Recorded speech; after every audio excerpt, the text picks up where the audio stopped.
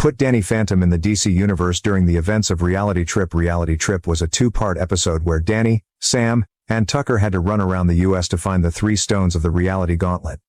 Danny's identity has been revealed to the world and Freak Show is holding their families hostage, all while the GIW are hunting after him. Running from the bumbling ghost hunters was bad enough, but competent superheroes that are faster, stronger and smarter than him? A disaster. Now, the Justice League is hunting him under the presumption that he is dangerous, perhaps even that he kidnapped Tucker and Sam and is behind their family's disappearance. Danny hasn't met an adult that doesn't hate his ghost half, so after the Justice League has never helped with the ghost attacks, and are now hunting him, he doesn't even try to plead his case to the adults, not when they have GIW brand guns strapped to their backs. Danny, being desperate to get his family back, might resort to methods he wouldn't usually use. He might overshadow Superman and use his strength against his teammates or to beat them soundly enough they're unable to come after him anymore. Stuff he isn't proud of and doesn't talk about with Sam and Tucker. Maybe they successfully even capture Danny for a small time and he gets the full betrayal of his heroes not hesitating to hand him right over to the GIW in the end. When Danny finally has the reality gauntlet, Danny's only option is to reverse time and wipe the mind of the last summer from the entire world. This fixes all their problems but also erases any of the alliances they might have formed along the way. They can pretend they don't know what it's like to have the Justice League hunting them, to experience Batman's extensive planning, or see Superman angry. Of course, that doesn't mean Danny has forgotten when years later the Justice League comes knocking, asking for his help, inviting him to their team. Danny hasn't forgotten what Batman's extensive planning looks like, or what Superman looks like angry. He still knows most of their identities and the names of their loved ones. He knows how to get to the Watchtower and crash all its technology. He knows the methods they will go to capture a person who's done nothing wrong and what the inside of their jail cells looks like. Just saying, the angst potential is limitless. The jokes of the ghost. While de-aged, Danny stumbles into the Joker's hideout. Nothing special, it's a clown. Well, Danny can prank him. The spirits around him all told him what they wanted to do to this clown. But no death, they don't want his ghost near Gotham, but very far away. So Danny was causing harm with playful ghostly antics that turned the Joker's plans into comedy. Danny played pranks on the poor Joker for already 1 month. The Joker can't even leave the room without getting a bowling ball in his balls or a stumple to fall on his face. The money he stole is gone, the food he eats is rotten, or worse, his car is frozen solid, or his weapons are fake guns. Much to the amusement of Gotham. Then, one day, an angry Joker and the police see who gave him all the problems. It was a meta. Dressed in a bat onesie, Danny when I asked what his name is. Danny. Bat Kid. Duh. Batfam. Oh fuck. He has Dick's taste in names. Danny fully stopping halting any and all movement with a gaping mouth. Gasp. You said a bad no? No word Batman. Wait no Danny pulling all the dramatics out of his ass. You're not meant to looks around and leans in. Swear Batman. No I didn't Danny. So it's okay to swear? Batman? No Danny. Dick Batman? No. Batfam. Bruce. Did you teach some random kid to swear? You don't have your entire town pulled into the infinite realms and back without some side effects. As a result all patrons of Amity Park become ghost adjacent, liminal at best. It doesn't seriously affect their day-to-day life until they start leaving for college. They didn't notice it before, since Amity is drowning in ecto, but living in places that don't have a lot of ambient ecto in the air is exhausting. The Fentons, good Fentons AU, whatever, realize this when Jazz leaves for college. And by the time Danny's graduating class is ready to go, the Fentons have created a drug that helps supply ecto to anyone who needs it. Looks like a ibuprofen gel, except the script is basically ghost speak. 1 pill will last you a month, probably longer if you're in a city where the barrier is weak. That being said, Amity Parkers still flock to cities with a higher than average ambient ecto count because it made life easier, and one of those cities was Gotham. Danny, Tucker and Sam move there for college and so do a handful of other students after they graduate. This is sorta where things get tricky. One of the powers everyone has is sensing other liminal beings. Let's say Wes, who just spent an all-nighter editing one of his conspiracy videos for his YouTube page, is sitting in his classics class at Gotham U when his desk mate complains about a massive migraine. Wes, who's currently hearing colors, takes one look at this man and mentally is like, ah, yes, ectoplasm deficiency is a bitch. And then pulls out the Fenton patented ecto-replenished pills and hands one over. Jason, who just wants this headache to stop. take what he thinks is ibuprofen from his weird deskmate and almost immediately starts to feel better. More than that, the pit is calm in a way it never has felt before. He isn't constantly fighting with his anger. Wes, meanwhile, after passing the fuck out after class, wakes up and panics. His deskmate is not from Amity Park, but he did register as liminal. Well, more than actually.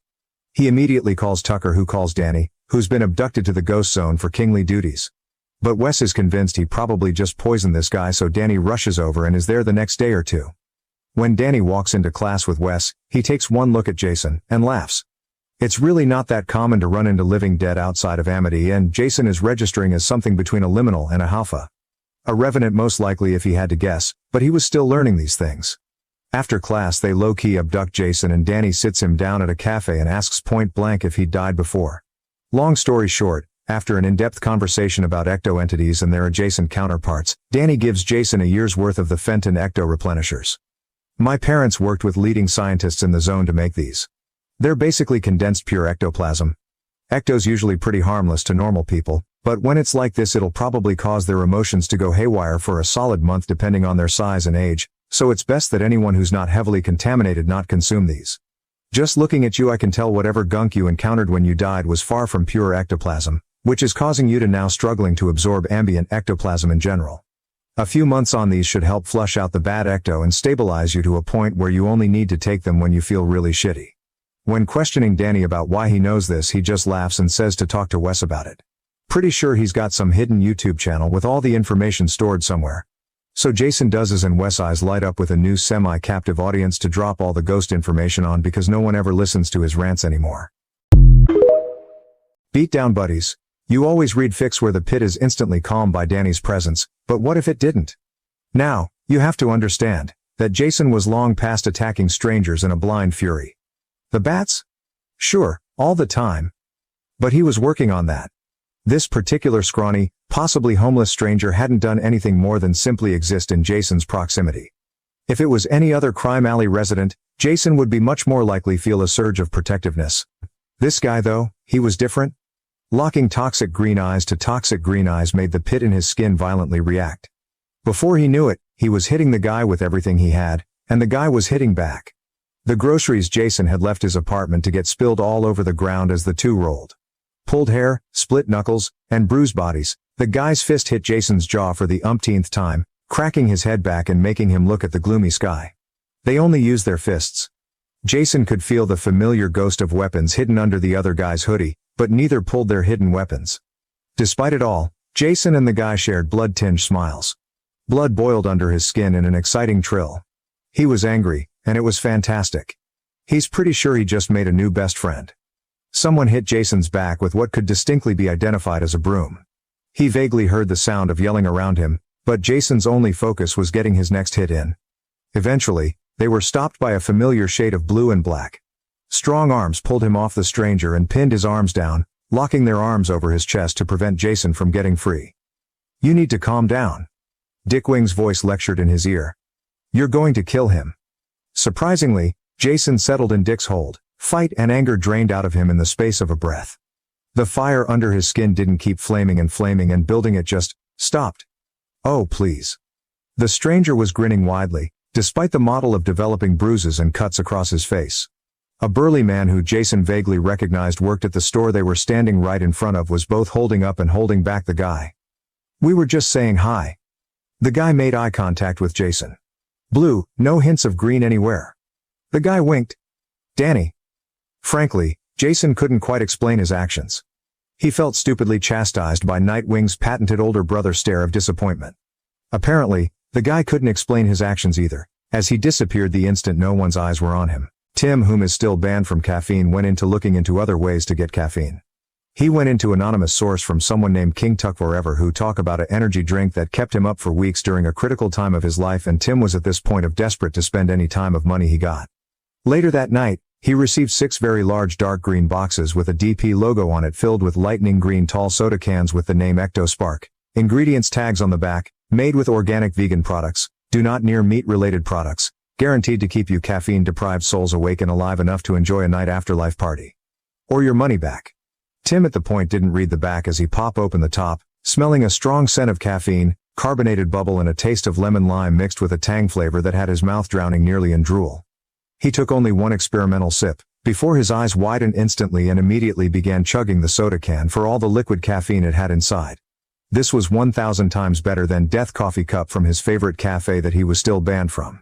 It felt like his whole body got electrified with energy and feel like he can run a whole 4-week marathon without breaking a sweat. This drink was like tasting nirvana after a week of being in a Gobi desert for his fucking soul. Bruce can never know about this. He can't tell anyone about this drink. Not Damien, not Dick, not Step, maybe Jason, but Caskin kept a secret since she knew body language. He might possibly go rogue and kill Bruce himself if Bruce tried to take this from him. Meanwhile, Tucker was amazed of the total amount of money he received from the anonymous caffeine-obsessed ghost. Usually he ended up receiving old relics, Egyptian-related artifacts, gold coins, etc., but this is a first he got actually modern-day money. Poor dude must have been recently form a core to spend that much money. Good thing he had sent extra since he know how crazy those caffeine-obsessed ghosts can be over the new drink he made specifically for himself, Sam and Danny, but it's nice to have extra cash for new tech making. Especially since Danny became High King of the Ghost Zone when he became 20-year-old, and the amount of paperworks that had been left for dust collecting could fill the planet to the very brim. Took him, Sam, Danny, Ghostwriter and Techno 5 months to fully turn at least 26% of sacrificial gifts from ritual, contracts, conquests, complaints from territorial ghosts about humans taking their land, house, property, or about their murder, help hundreds of ghosts stuck in their personal hell of a limbo of their own death. Guy named Constantine, whom was rapidly becoming a pain in Tucker's ass, especially when he got one contract from his former previous life about this guy. Is this Courtship?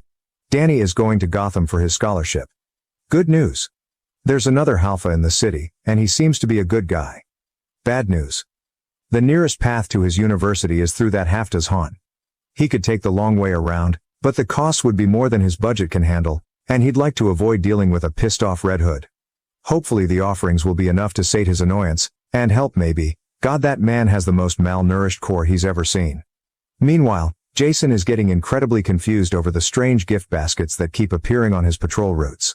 Lady Gotham over on the street corner just outside of Crime Alley offering gift advice, and now Danny is indebted to Ghostwriter, while Jason just found a box full of what he's pretty sure are unedited rough drafts of unpublished works by Tolkien, Austen and Bronte on the roof of one of his safe house, and he does not know how to feel about this.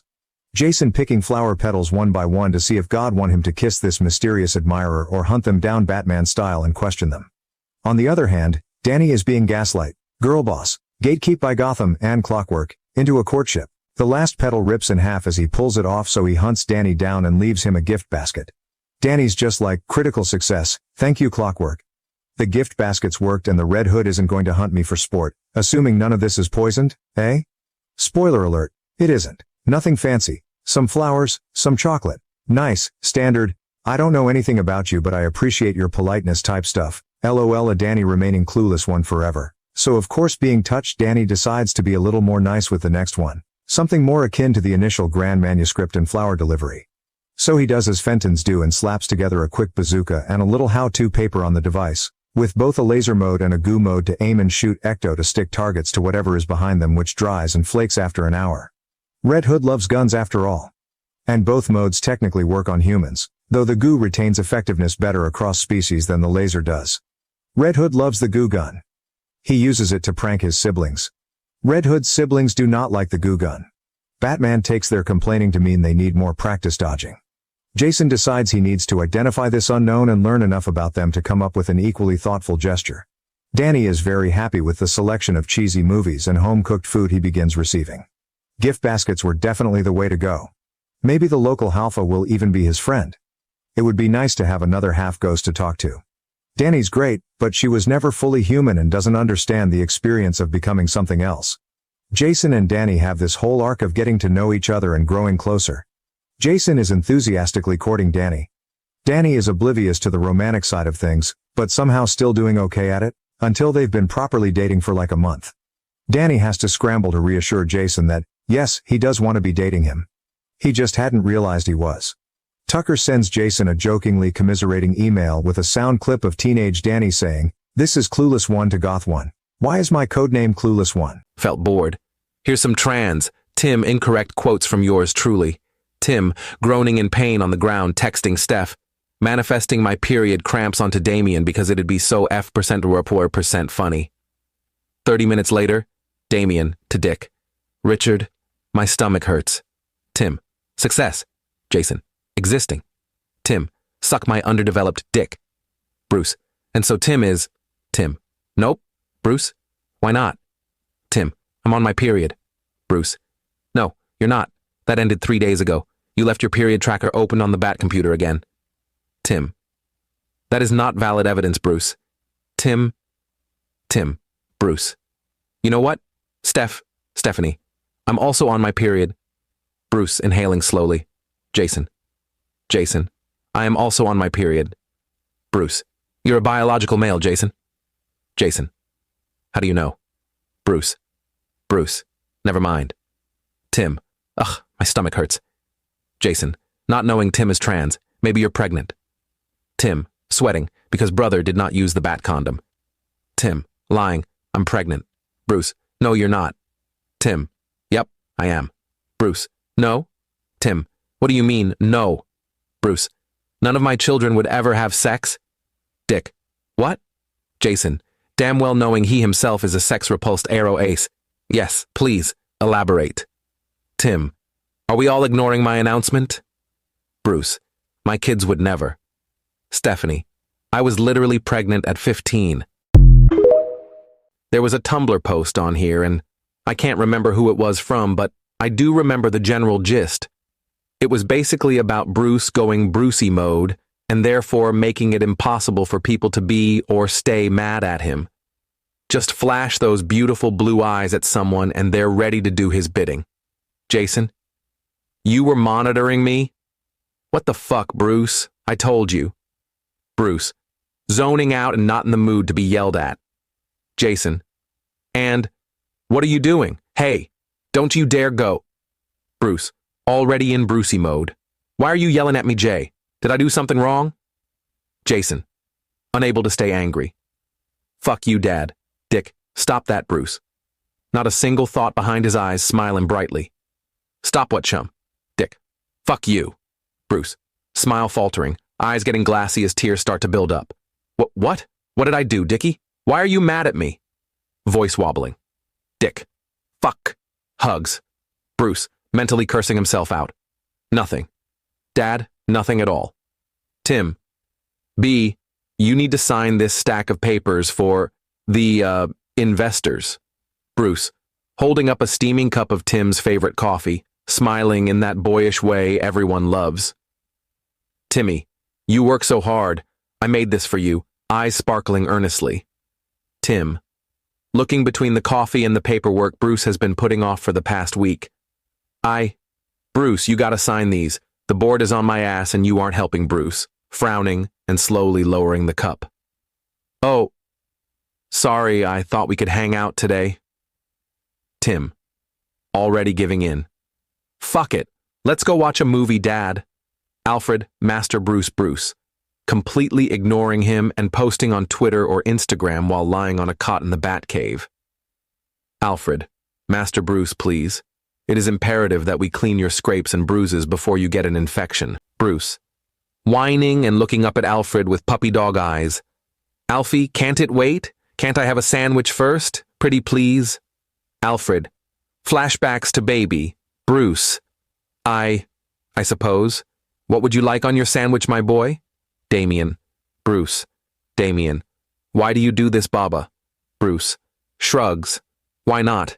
Sooner or later you'll understand the great power I have over people. Damien, I see. I shall study this method of manipulation more. Bonus. Clark, Mr. Wayne, this is really inappropriate. Blushing bright red and trying to adjust his glasses. Bruce, currently seated on Clark's lap, arms wrapped around his neck, titling his head like a lost puppy. What do you mean, reporter man? I thought that this was supposed to be a very intimate interview. Do you want me to move? Clark, no. No, Mr. Wayne. I'm simply getting used to it. Clark's hand flexes from where it's gripping Bruce's surprisingly small waist. Bruce, playing with the baby hairs on Clark's neck, a seductive smile on his face as he drops his voice and leans in closer. Yeah? That's good. I think I really like doing intimate interviews with you, but the study isn't the best place to have it. Why don't we go up to my bedroom for more privacy? Clark throws Bruce over his shoulders and bounds up the stairs. Bruce is laughing loudly. Tim vapes. To his friends, namely the ones at school and not so much in Young Justice, this ain't anything surprising. It's popular for his age group, and given how he has various roles in life that cause anxiety, and his poorly concealed PTSD from being Red Robin, it makes sense he'd turn to something for comfort. That comfort just happens to be an addiction to the cancer USBs his brother Dick once went on a 2-hour rant about. Jason once got grounded and forced to watch a PowerPoint video made by Dick and Bruce after he was caught with a cigarette while still Robin. Jason still kept up the bad habits, but he normally turned to a drink or smoke when things were really bad. It was both recreational and a treat that he only had a few times a year, or month in the case of alcohol. Tim doesn't take breaks unless he's on patrol. It started when he was 13 and was so tired from starting work with Wayne Enterprise and Robin that he didn't give his usual response to his friend's offer of a hit. The passion fruit guava flavor settled easily in his chest, most likely due to how he had a lot of self-control with his body.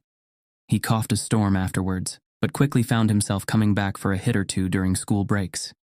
It only took a month for him to buy his first one after some research. He bought the least damaging one for his body, even if he knew that lessening such damage didn't fully remove it. He started with grape. Then once that died, he bought sour apple, then fairy floss, then strawberry mango, then birthday cake, which he genuinely didn't think could be real, but alas. It took almost 4 years for anyone in his family to notice, and by pure luck it was his actual father who would end up dying a few months later. Tim remembers how guilty he felt when he realized his father would no longer be yelling at him for his fruity fucking stink, and that such a thing gave him genuine relief. He shouldn't want his dad to be dead, yet. It was then Tim realized that maybe he should try slow down his usage, and challenged himself to go a whole hour before a hit, then 2 and then finally 3, before he decided that would be enough for a while. It's on a particularly bad patrol when he saw a kid get hurt, and wasn't in time to save her from some likely permanent damage that he forwent his rule of vaping in the suit, and took several hits while against a wall in his Red Robin attire. He was just stating to feel the calm fully settle in his bones, as his last puff of sour rainbow exited his lunge when he heard a voice just a few feet away. "How dare you disgrace the name of Robin with that filth?" Tim jumps up immediately, but no training would prepare him for how quickly Damien comes over and snatches the vape from his hand. Damien is gone quicker than he can get himself together, and he only just managed to shout and run after him with his growing panic. Tim watches his youngest brother vanish from sight and knows he's doomed. When he gets back to the cave a few hours later after trying to hide away from his problems, he's finished his second vape, Starfruit Grape, from pure stress. He's met with the entire family sans Jason, giving him the most disappointed and concerned look he's seen since he confessed he lost his spleen and didn't tell anyone. Damien won't meet his eye, but even then Tim can tell from years of studying his younger that even Damien feels a little guilty for outing him. But as Dick looks close to tears with how upset he is, the other's resolve clearly strengthens. Tim doesn't blame him, even if he's mentally going over all the symptoms of nicotine withdrawal.